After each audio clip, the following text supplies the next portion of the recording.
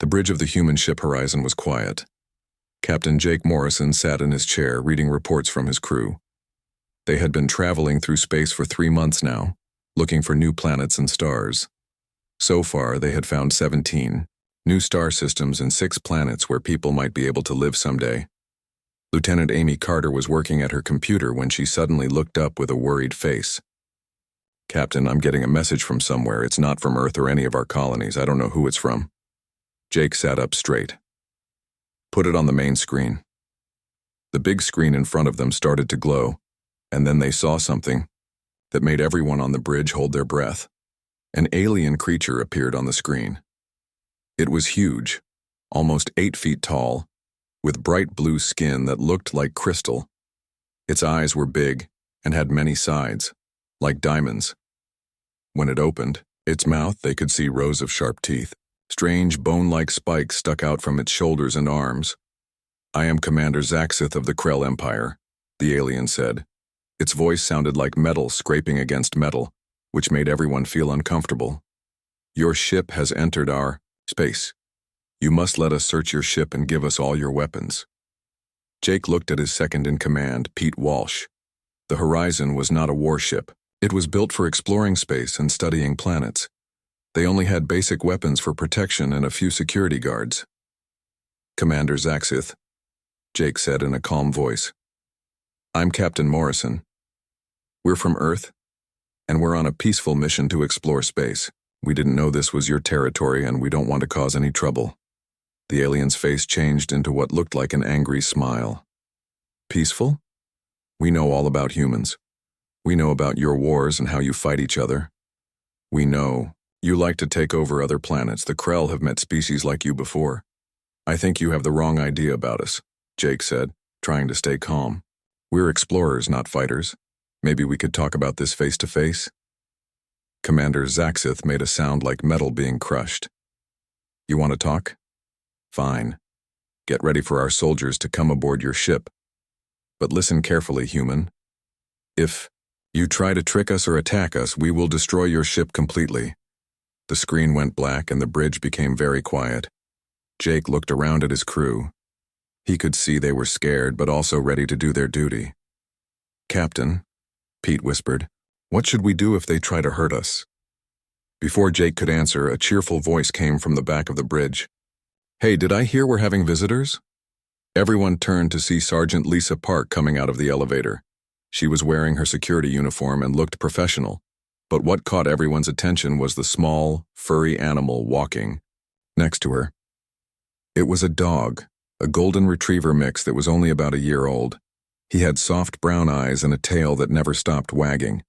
His name was Buddy, and he had accidentally gotten on the ship before they left Earth.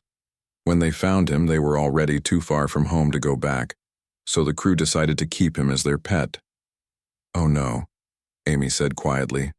"Buddy isn't supposed to be on the bridge when we meet aliens for the first time." But it was too late. The alien appeared on the screen again, and Commander Zaxith's strange eyes immediately saw the little dog. Buddy had walked over to sniff around the captain's chair.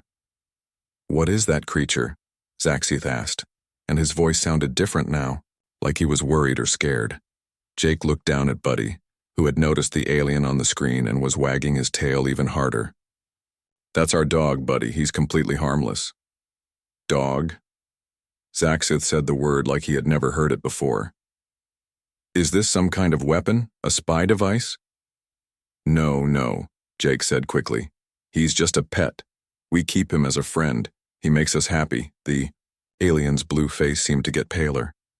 "You mean you travel through space with a predator on your ship? You live with this dangerous creature by choice?" All the humans on the bridge looked at each other in confusion. Pete was the first to speak. "Dangerous? Buddy wouldn't hurt anyone. He's the sweetest animal you could ever meet." "Sweet?" Zaxith's voice got higher. "That beast has the teeth of a meat-eater, the body of a hunter, and the eyes of a killer. How do you control such a monster?" Jake looked down at Buddy, who was now sitting nicely by his feet with his tongue hanging out in a happy smile. "Control him? We don't need to control him. We trained him to be good, but he's naturally friendly and loyal." "Trained?" Zaxith seemed to have trouble understanding this. You have tamed a predator like this? This is impossible. No Krell has ever been able to do such a thing. Commander, Jake said carefully, I think you're confused about something. Buddy isn't dangerous, would you like to see? Before Zaxith could answer, Amy pulled a small dog treat from her pocket. Buddy, sit, she said softly. The dog immediately sat down, his tail still wagging. Good boy, she said, giving him the treat. Buddy took it very gently from her hand. Zaxith watched this with amazement. The beast obeys your commands without being forced. It takes food from your hand without biting. This is beyond anything we thought possible. He's not a beast, Lisa said, walking over to scratch behind Buddy's ears. He's part of our family. The alien commander stared at the screen.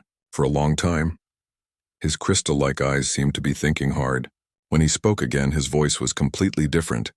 It was quiet and full of respect. Captain Morrison, I think I was very wrong about your people. Any civilization that can make friends with a natural predator deserves our respect, not our anger. I officially take back our claim on this part of space and offer the friendship of the Krell Empire to all humans. Jake couldn't believe what he was hearing. That's very kind of you, Commander. But I have to ask, what made you change your mind? Zaxith's expression became almost religious. In Krell culture, being able to earn the loyalty of a predator without using force is the greatest sign of strength and wisdom. Your buddy may look small to you, but to us he represents something we have tried to achieve for our entire history and never could. You have done the impossible, Captain Morrison. All we did was love him and take care of him, Jake said, still confused by how quickly things had changed. Exactly, Zaxith replied. And that, Captain, is why humans will always be welcome in Krell space for as long as the stars shine. As the transmission ended, Jake looked around at his crew. They were all staring at Buddy, who had started chasing his own tail in a circle, completely unaware that he had just prevented a war and made humanity's first alien friends. Well, Pete said with a smile, that's definitely going in the ship's log. Amy laughed. Wait until Earth Command hears about this. They'll never believe that our ship's dog just became humanity's first space diplomat. Buddy stopped chasing his tail and looked up at all the humans staring at him. His tail wagged even harder, and he made a small happy bark, as if to say he was just glad everyone was smiling. None of them knew it yet, but this was just the beginning of an adventure that would change not just humanity's place in the galaxy, but the entire way that different species could learn to understand each other. And it all started with one small friendly dog, who just wanted to make everyone happy. 3 weeks had gone by since they first met Commander Zaxith. Now the crew of the Horizon was doing something completely new. They were hosting the first ever meeting between humans and the Krell aliens. The huge Krell warship called Vorthak was now connected to their much smaller science ship. It should have been scary, but everyone was excited instead. Dr. Ben Rodriguez was the ship's animal expert, and he could barely sit still. He was so excited about the meetings they were going to have today. The Krell, he had learned, were one of the smartest alien races in this part of space. Their technology was so advanced that it made human inventions look like toys. But what amazed him most was that these super smart aliens were fascinated by one simple thing: how humans had made friends with animals. Captain, Amy called out from her computer, Commander Zaxith wants to come aboard with some of his people. He asked specifically if Buddy would be here. Jake smiled. Over the past 3 weeks, Buddy had become famous among all the Krell. They kept asking for videos of everything Buddy did during the day. They wanted to see him eating, playing, sleeping, and interacting with the crew. Every video they sent was watched like it was the most important scientific discovery ever made. Tell Commander Zaxith that Buddy will definitely be here, Jake said. And make sure Lisa brings those dog treats that the Krell are so interested in. The door to the bridge opened with a hissing sound, and Commander Zaxith walked in. 3 other Krell officers followed him. They were all more than 7 feet tall, and their crystal blue skin sparkled under the lights. But despite how big and scary they looked, the first thing they all did was look around the room to find Buddy. Ah, there is our honored friend, Zaxith said, and his voice was full of respect. Buddy had been lying in his favorite spot next to Jake's chair, but when he saw the visitors, he jumped up and ran over to them with his tail wagging like crazy. All the Krell officers stepped back, quickly, and their hands moved toward their weapons, but they caught themselves and stopped. Buddy didn't notice their reaction at all. He just sat down in front of Zaxith and held up his paw. "He wants to shake hands," Lisa explained, walking over with a big smile. "It's how he says hello." Zaxith stared at Buddy's paw like it was something magical. Very slowly and carefully, he reached out his own hand and gently took hold of the paw. Buddy's tail wagged even harder, and he made a small, happy barking sound. All the Krell visitors gasped at the same time. One of them, who was introduced as Science Officer Vax, started talking very fast in the Krell language. Zaxith answered him, then looked at Jake. "Science Officer Vax wants to know if the creature just challenged us to a fight," Zaxith said. Jake laughed. "No, that's what we call a happy bark. He's just showing that he's glad to meet you." "The predator can feel happiness?" Vax stepped closer, his diamond-like eyes wide with amazement. "This is incredible. The predators on our worlds only think about hunting and eating. We never imagined they could have complex emotions." Dr. Rodriguez saw his chance to explain. "That's what makes dogs so special. They've lived with humans for thousands of years. Over time, they developed the ability to understand emotions and form social bonds." "Thousands of years?" Another Krell officer whispered. "Your species has been partners with these creatures for that long?" "Even longer than that," Ben said. "Some scientists think humans and dogs have been friends for more than 30,000 years." The bridge became quiet except for the sound of Buddy breathing. The Krell officers looked at each other with expressions that said more than words ever could. "Commander," Jake said carefully, "can you tell me why this is so important to your people?" Zaxith's face changed and he suddenly looked very sad. "Captain, the Krell Empire has thousands of planets, but we are alone on every single one of them. Our scientists have spent hundreds of years trying to make friends with the predators on our worlds. We thought that if we could do that, it would help us understand life better, but we have never succeeded. The best we've ever done," Vax added, "is train some creatures to do jobs by using fear and rewards. But we've never achieved what you call friendship or loyalty. The animals work for us, but they don't love us." Lisa got down on her knees next to Buddy and started scratching behind his ears. The dog pressed against her hand and closed his eyes, looking completely happy. "You can't force someone to love you," she said quietly. "Love has to be given freely." "But how did your species figure this out?" Zaxith asked. "What made you realize that partnership was possible?" Jake thought for a minute before answering. "I think it just came naturally to us. Humans need companionship too. We understand what it's like to want loyalty and trust. When we met dogs, we saw that they wanted the same things we did. And how does the process work?" Vax pulled out what looked like a recording device. "How do you start such a relationship?" "With patience," Dr. Rodriguez said. "And trust. You can't make an animal love you, but you can prove that you deserve their trust." Just then, Buddy walked over to Pete, who was working quietly at his computer. The dog simply sat down next to him and leaned against his leg. Without even thinking about it, Pete reached down and petted him. It was such a natural action that it perfectly showed the bond they were talking about. "Amazing," Zaxith said quietly. "The creature seeks contact without being ordered to, and your officer responds without even thinking about it. It's just natural," Pete said with a smile. "Buddy is part of our crew. We all take care of each other." The Krell visitors spent the next few hours watching everything Buddy did. They saw Amy teach him a new trick. They watched how he went over to comfort Ben when the doctor got frustrated with a broken scanner. They even saw how Buddy tried to protect everyone when a small alarm went off on the bridge. "Captain Morrison," Zaxith said finally, "I have a request that might seem bold. The Krell Council has given me permission to make you an amazing offer. We would like to invite a group of humans to visit our home planet. We want you to bring some of your companion animals too."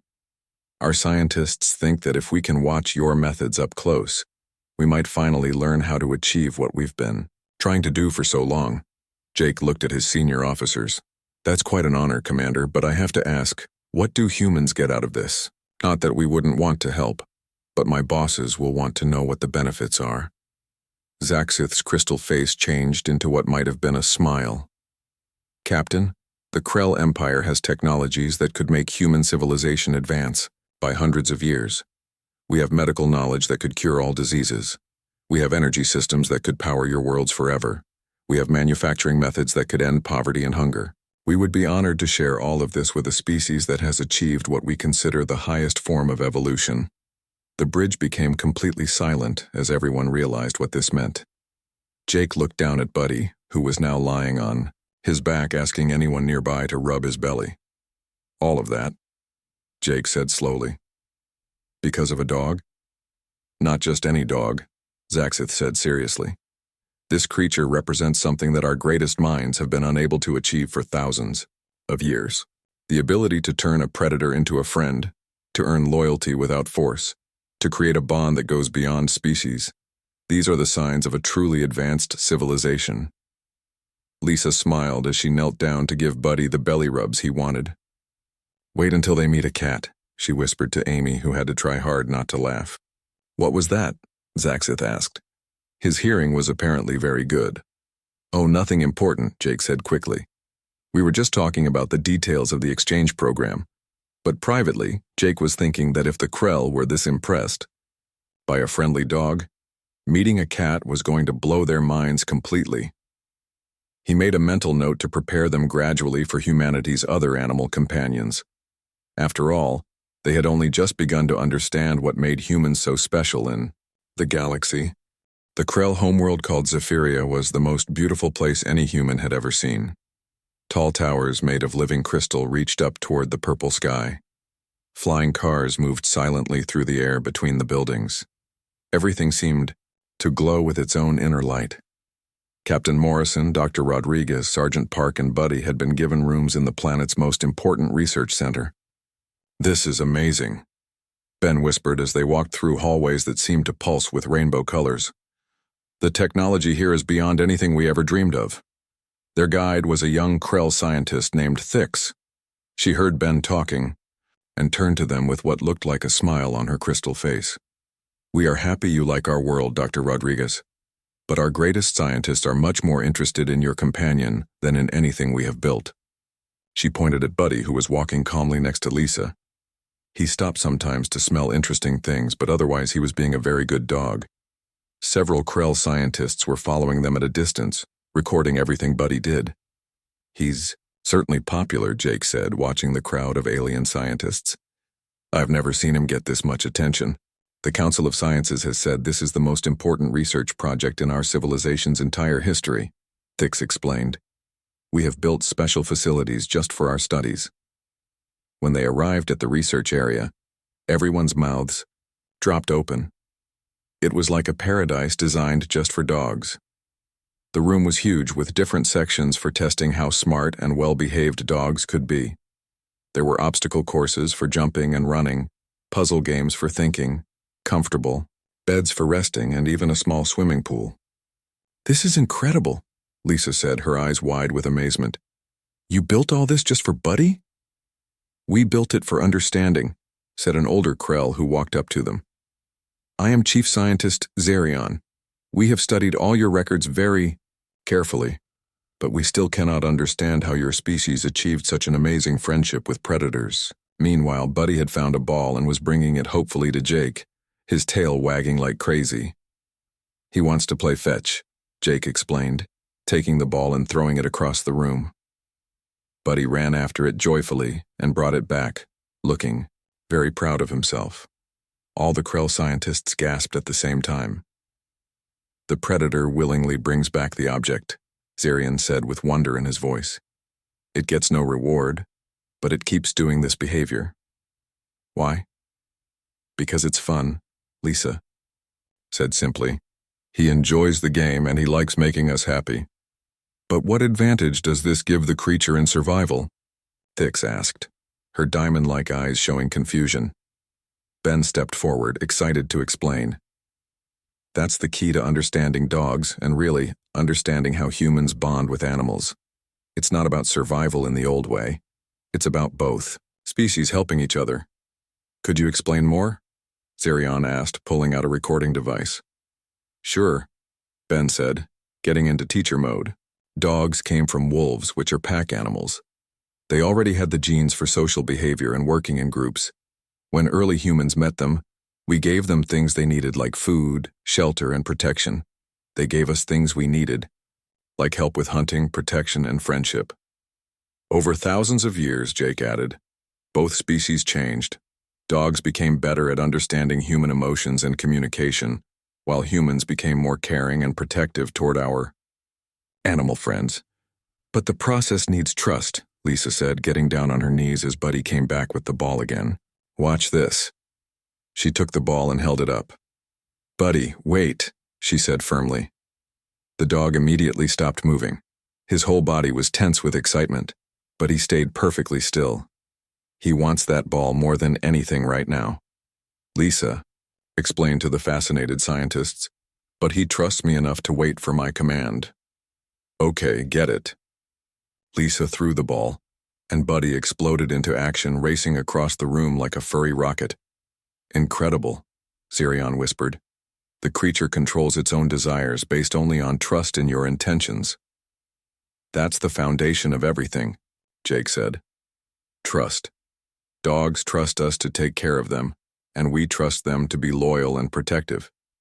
It's a partnership built on respect for each other. Dr. Rodriguez nodded enthusiastically. And it's not just with dogs. Humans have made similar friendships with cats, horses, birds, even some reptiles and sea animals. We seem to have a natural ability to form these cross-species relationships. We have tried, Thix said sadly. For hundreds of years we have tried to copy what you describe. But our predators stay wild and untamable. They work for us because they fear us or because we give them food, never because of what you call love. Maybe, Lisa suggested gently, the problem isn't with your predators. Maybe it's with how you're trying to do it.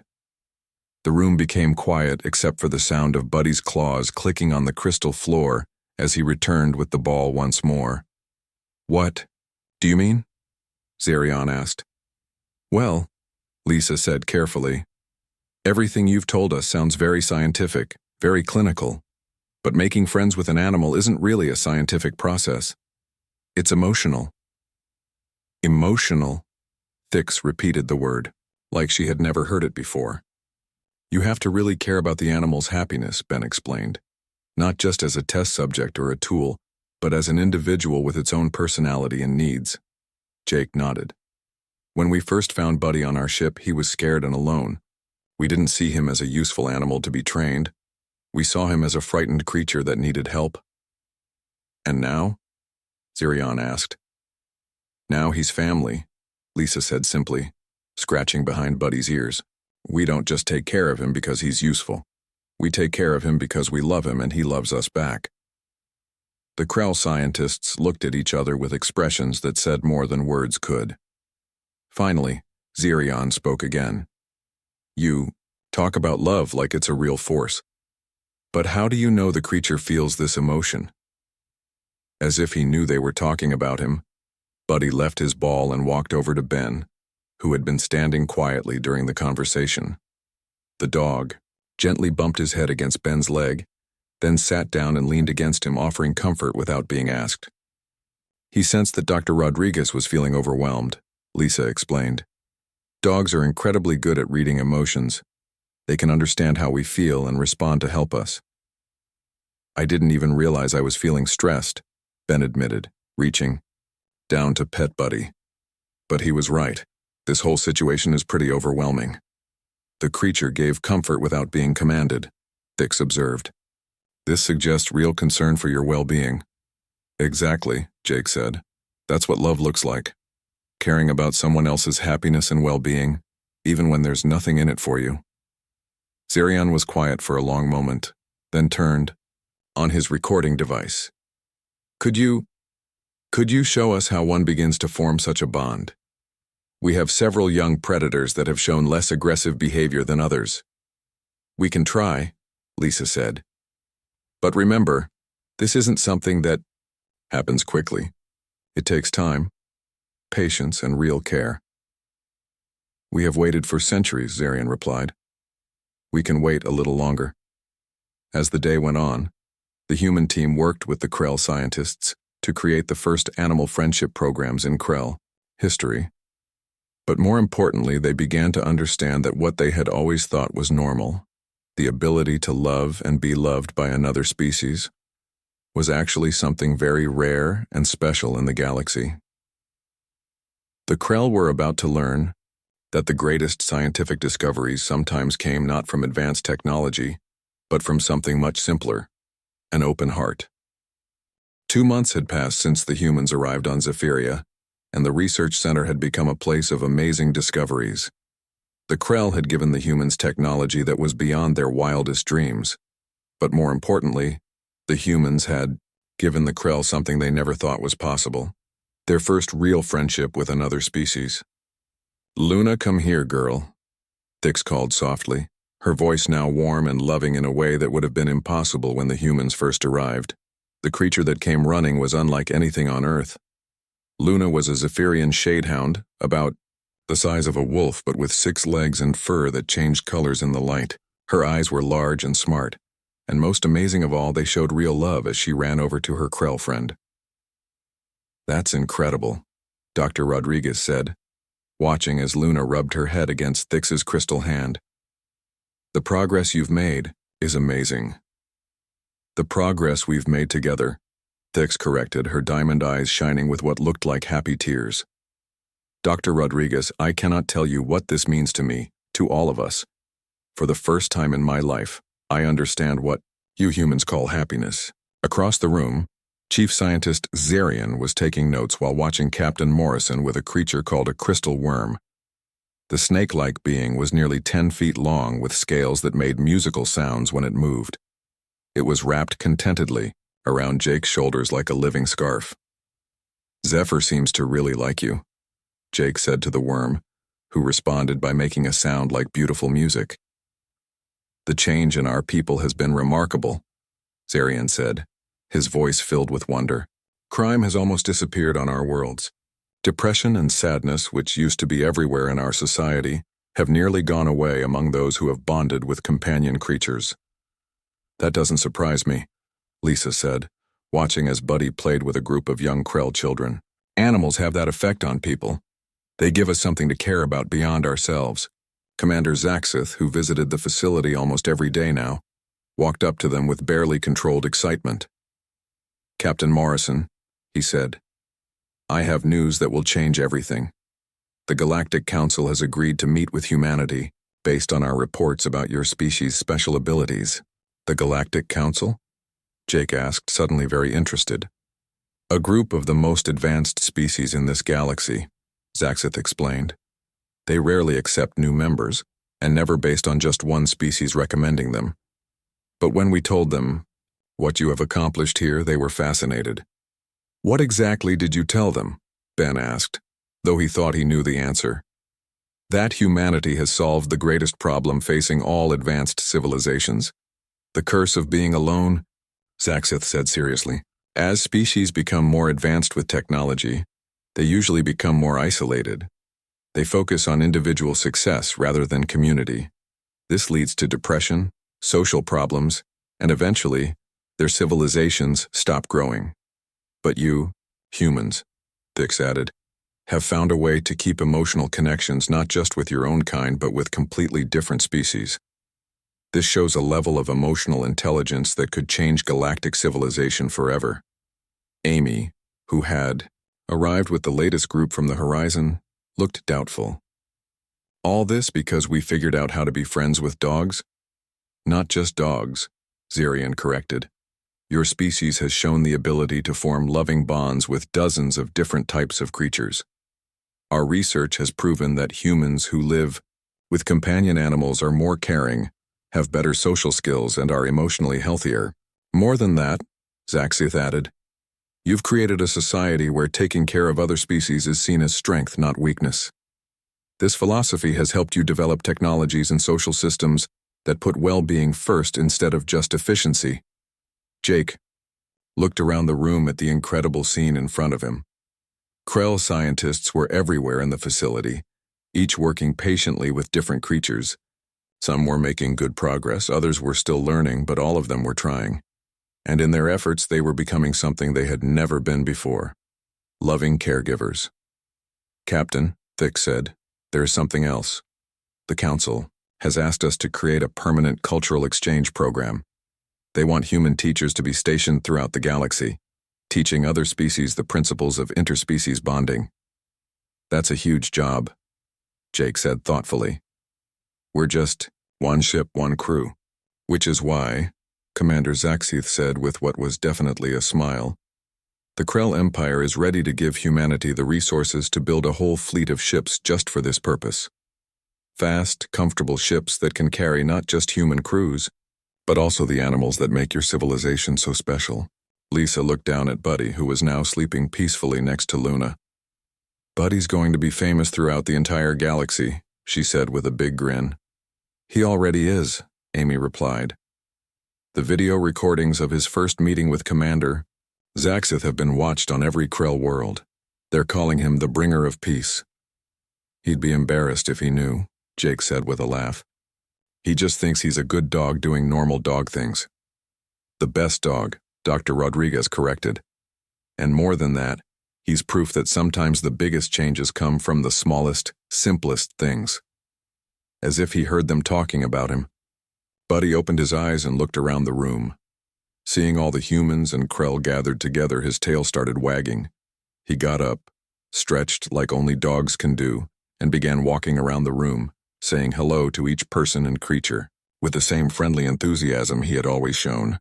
"You know," Jake said, watching his dog spread joy just by being himself, "I think this might be the beginning of something truly extraordinary."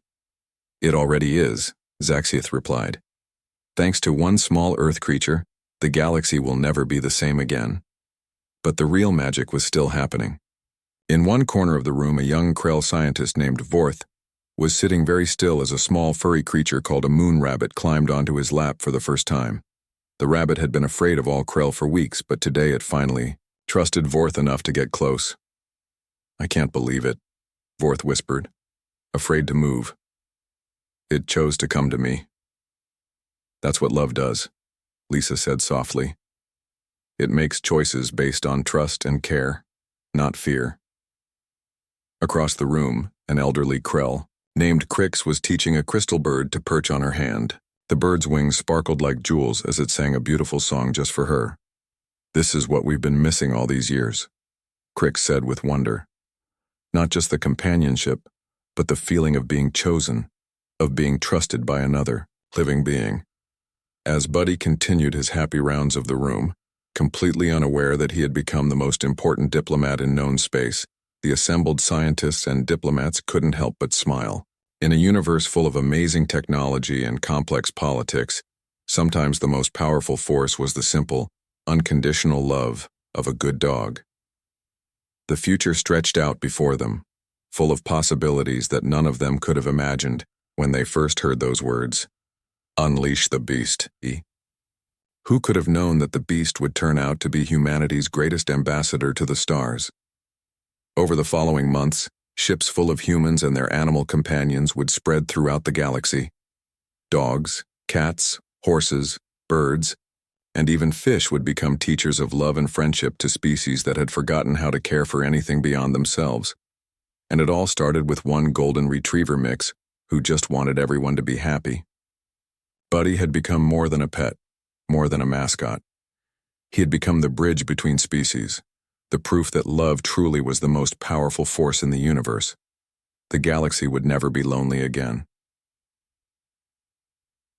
End of story.